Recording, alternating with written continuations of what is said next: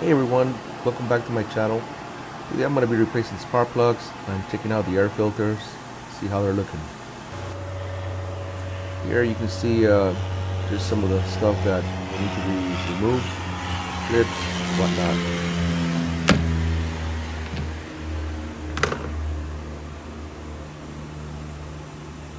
Yeah, basically scoping out all the clips or the plastic rivets that will have to come off here shortly.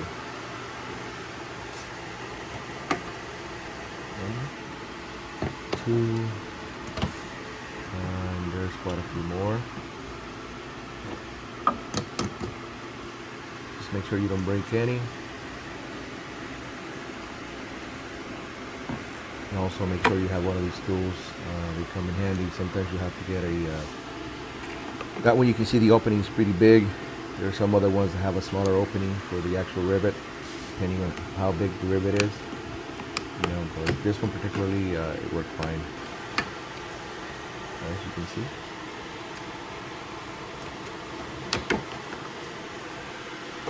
You just gotta have to finagle the cap around that circle or the opening. You gotta remove this right here. That was a little bit of a pain in behind, but it did come up after a few things that I did to it. And you have to, there's a little clip there that you have to undo for the actual harness to come off.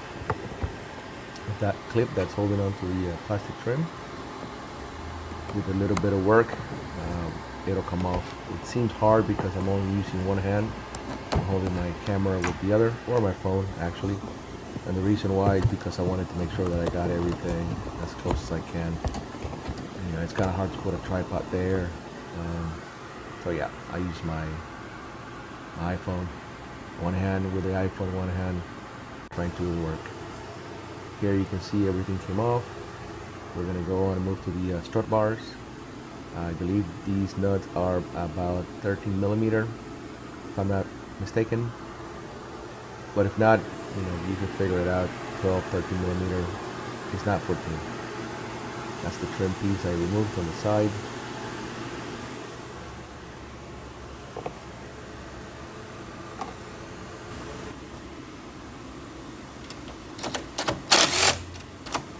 Gotta have a power tool. Makes life so much easier. But you also gotta know how to regulate it.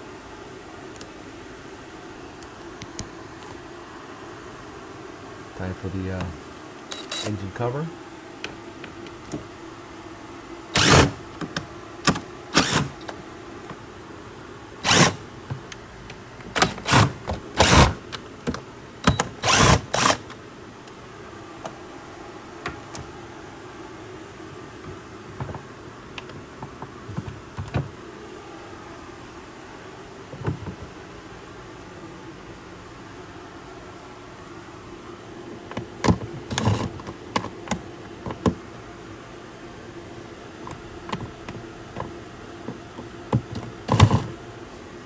This one is hiding underneath the strut bar, as you can see there. Once that one is removed,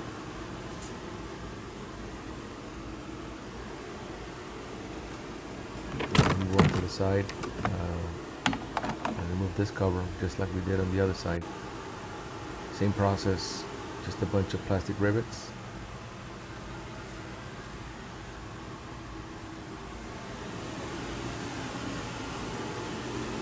There are the side covers. The seals are all brittle and cracked. I'm still used to them. Last few nuts before I take off the strut bar and get to the engine cover. After this, you'll be able to uncover what's underneath.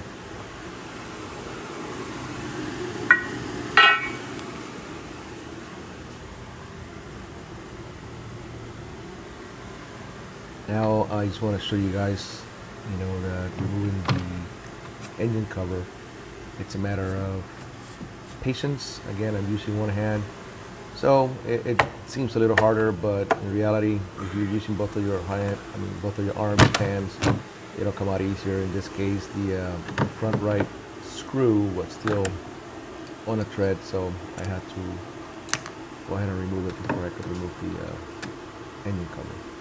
As you'll see here, just a minor adjustment. And then it came out.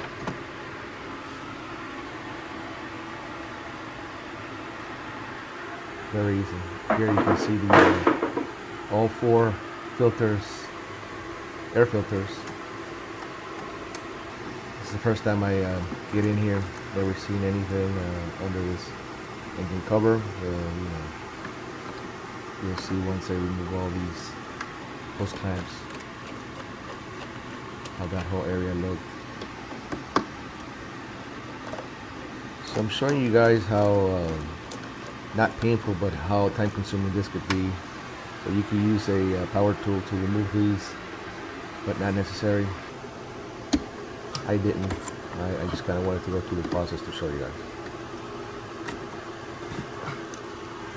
Now it's time to remove the clips from the filters. These you gotta have a little bit of patience. You gotta get it right. Using one hand makes it a little harder, but not very difficult whatsoever when you use both your hands.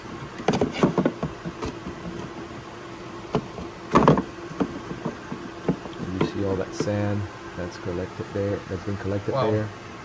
Yeah, you wanna make sure you clean that out. I was surprised at how much sand this engine or these filters filtered out of the engine, which means they're doing their job just great. You could tell someone went to the beach in this car. We did actually. You don't even have to get on the beach on the sand or any of that. You just gotta drive through the beach, streets, whatever, and you'll pick up sand. Just being in Florida alone, you pick up sand. There's sand everywhere because of the ocean around the whole state.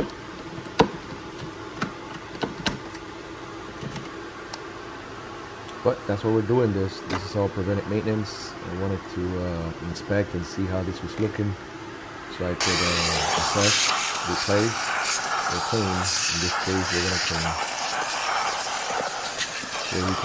Here you guys can see, you gotta use that Shop-Vac vacuum. So this hair cleaned up.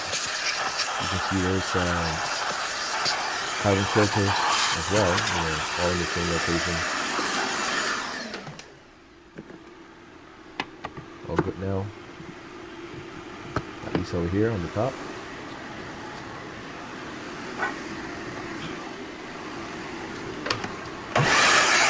And we're gonna clean these filters down here.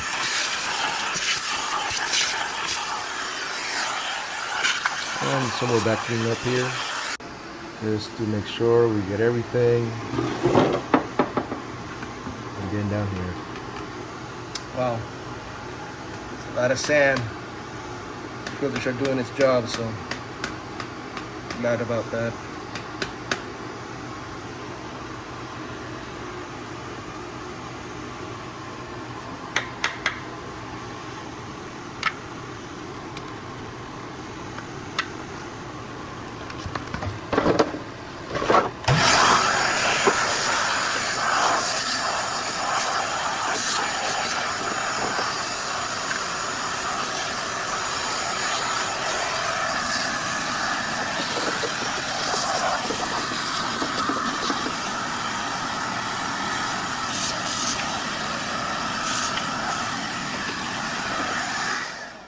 So after cleaning all this and making sure it's sand free, we move on to the spark plugs.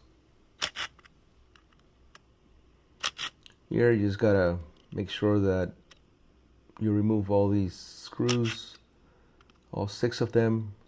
1 through 5 were pretty easy, and as you'll see, the rear coil pack you're gonna have to get with the ratchet. As you can see, you don't have enough space to use the power tool, so you got to use the ratchet to loosen it up, and then you can use your hand to complete the job. Unscrew the coil pack, and then you move on to removing the coil packs one by one by hand. Again, one hand, one camera on the other hand, so a little bit more labor. Otherwise, you can leverage by using 2 of your hands instead of 1 like I did. for this particular job, just so I can show how this goes. Not very difficult. You just gotta have patience and make sure that things are out of the way. Like here, I'm gonna end up having to remove those harnesses or the bracket that it's holding to those harnesses, so I have space to remove that. This is me here trying to get to a bolt that's holding onto that bracket. You can see there. It's the same size as the one for the coil packs. I'm just using this particular tool that I ended up having to buy to try to do this. Just to try to undo the screw, because there's nothing else that I could get down there. Although in retrospect, I think I could have used one of those ratcheting pliers, or not pliers, but you know, those closed-ended tools that you can just get there and maybe just ratchet it out. But it is what it is. Maybe I did try and I just couldn't get the right leverage. But either way, this worked good enough to where I loosened up the screw, and then I completed it by hand, as you'll see here in a minute. I'm gonna let it go, but you know, the whole reason of me showing all this is to demonstrate how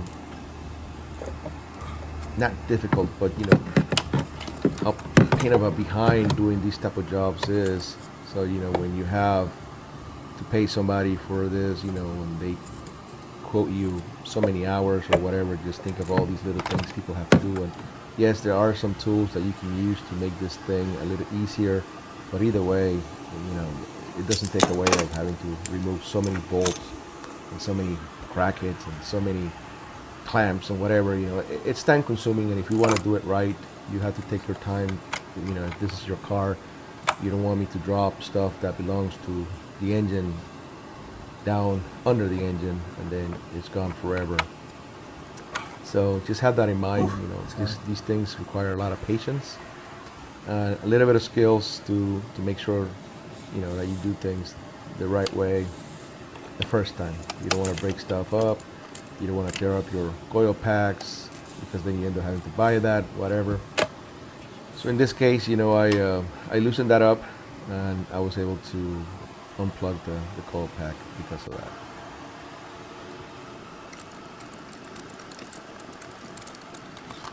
Here we're gonna start removing the spark plugs. I had loosened this one up already. So as a matter of fact, I loosened them all up before filming this particular scene, where I just removed that one and all the other ones were out. I just needed to demonstrate, you know, the way I did it. Here you can see the brand and the model spark plugs. So write that down. We're now in the installing of the plugs scene. Just make sure that you insert the plug into the socket. It's got a rubber hold that keeps the socket in place, or not the socket, but the spark plug in place, so you can lower it down where you can hand tighten the spark plug. And then after I do all that, do all 6 cylinders, I'm going to use a digital torque wrench that I purchased specifically for this particular job. I just wanted to make sure that for this car, even though I do that for all my cars, to make sure that everything was proper. And the reason why is you saw how pain of a behind it is to get to spark plugs. So the last thing you want is to not tighten up the spark plug correctly and then have the car misfire. So I made sure that the plugs were all hand tight and then digitally torque wrenched to the correct spec. And I'll write that down on the screen below. You know, the cars, you know, you have access to spark plugs fairly easy. You know, if you make a mistake, it'll take you a few minutes to correct. Here, oh my gosh, it'll take you a good hour just to do it right. As you can see, you know, as you saw in this video, how long it takes to remove that. Yeah, the last one was a little tougher because, you know, you don't have a lot of leverage, a lot of space, not a lot of space rather. So you have to be patient, and again, one hand makes it harder, 2 hands makes it easier.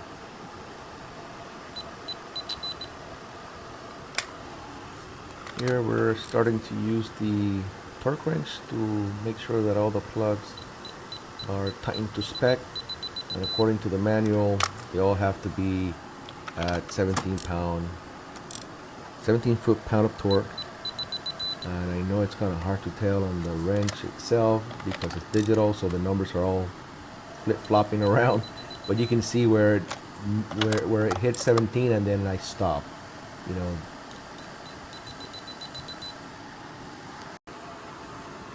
Here we go, 17 and stop.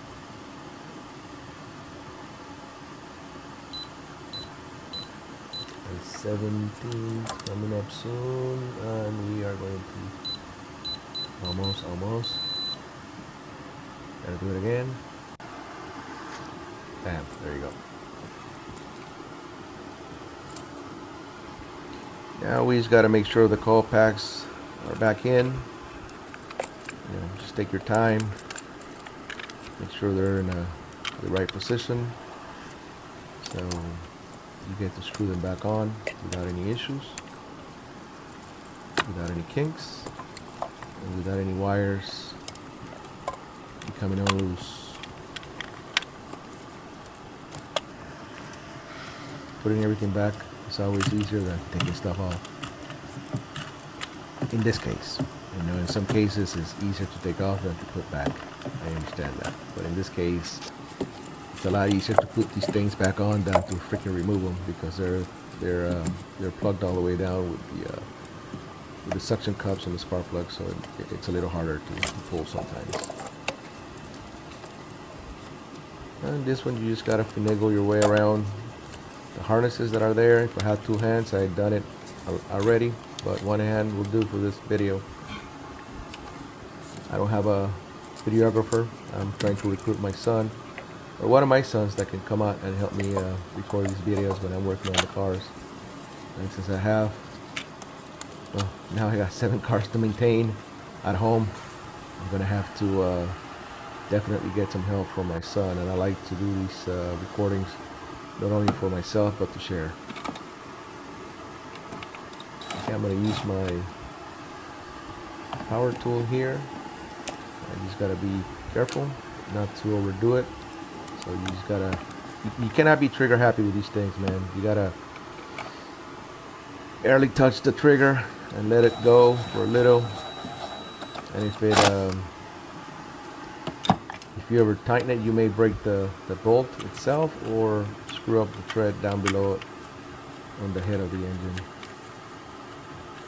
It won't be the end of the world though, because you actually can put these on there and not use the screw and it will still work fine. I don't think they'll become undone, to be honest. There's just a lot of suction power down there that holds it in place.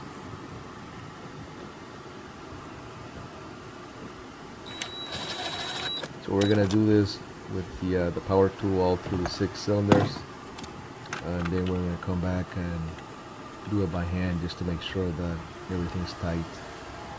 Even though you think everything's tight with the power tool, sometimes it's not. And proof of that is when you do lug nuts on the wheels.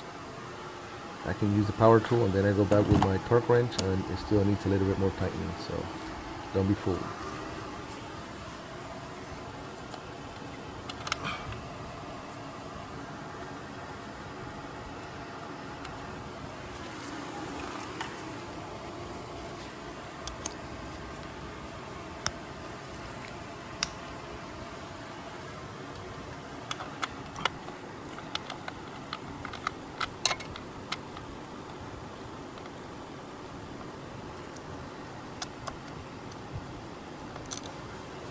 And again, I can cut through all these scenes, but I kind of wanted to show everyone, you know, everything that goes through doing, getting this job done, not just cutting scenes and putting, you know, the end result, the beginning and the end, you know, not showing what goes in between. Sometimes kind of really devoids people from learning the process, and, you know, through my mistakes or whatever I do, someone else can come and think of something different that can help them do it quicker, such as using 2 hands instead of 1 hand, you know. But in my case, again, I'm doing it for my own purposes to keep track of everything I do, so whenever I have to sell my cars, there's proof that I did the work, how it was done, and that there was no funny business behind it.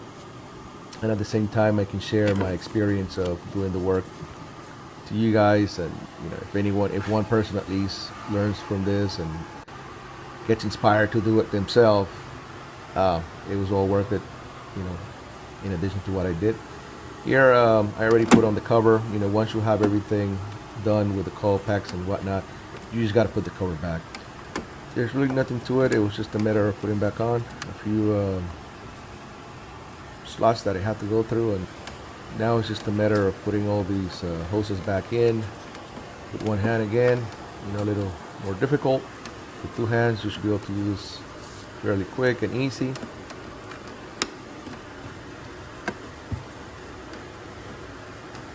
This one is being a little stubborn, but a little bit of love and niggling, it'll go right in, just like all the other ones.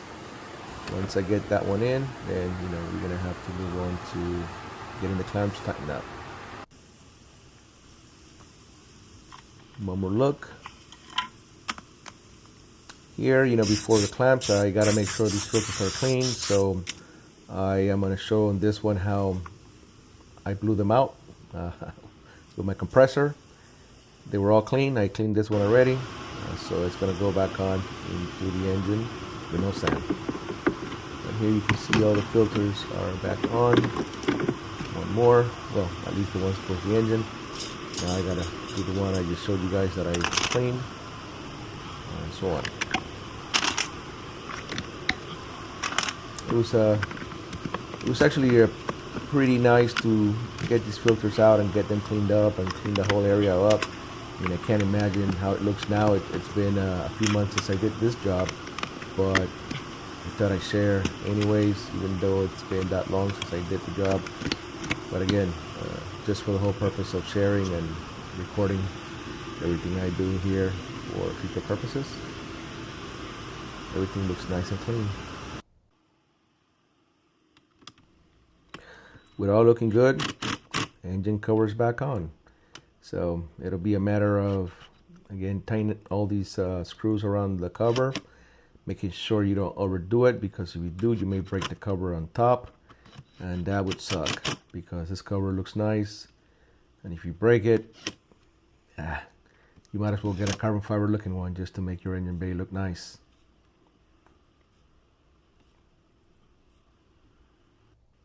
Everything's tight.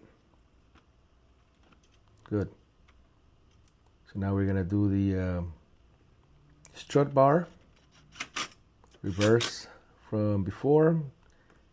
Just make sure you tighten everything up. I used the my power tool here, and then I did it by hand with just a regular ratchet, a few turns until it was tight enough, and that wasn't gonna go anywhere. And after that, I went ahead and turned on the engine to make sure that everything was firing in all 6 cylinders and not just 4 or 5. And the other purpose was for me to capture the mileage, but because I couldn't really tell on the screen when I was recording, I didn't capture that the mileage was not there. And here's the engine all put back together. Putting the side covers was very easy. Just got to put the clips back on and clean everything up before you shut down the engine bay, the hood, so it looks nice and clean. And here are the tools that I mainly use for this. I'm going to write them down in the description what they were, so you know what to use for your DIY. And always remember to block enough time to finish the job that you start, so you don't get stranded. And in the end, make sure you wash your cars, man. Keep them looking nice and clean, just like the engine. Until next time, thanks for watching.